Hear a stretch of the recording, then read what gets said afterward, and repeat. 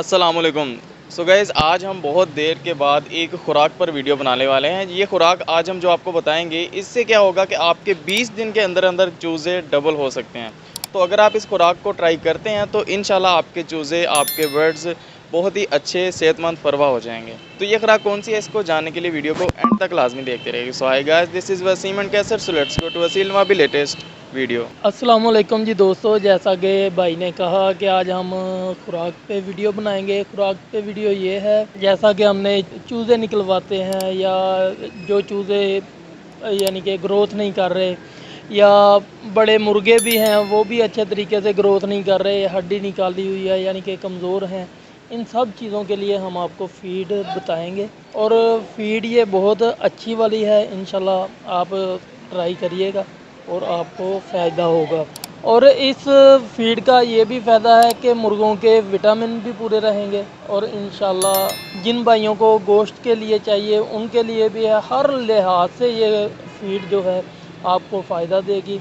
اور فیڈ کیا ہے, کیسے بنانی ہے, یہ کیا طریقہ ہے, یہ ہم سب آپ کو بتانے والے ہیں جی. سب سے پہلے تو ہم نے لینی ہے جی مکئی لے لی 1 کلو. اس کے بعد ہم نے لینی ہے گندم بھی ڈالنی ہے 1 کلو. گندم میں دیکھیں جی کہ وٹامن پورے ہوتے ہیں ہر لحاظ سے. مرغے پریل بھی ہوتے ہیں, چوزے یعنی کہ ہر لحاظ سے, اور ان کے وٹامن بھی پورے ہوں گے.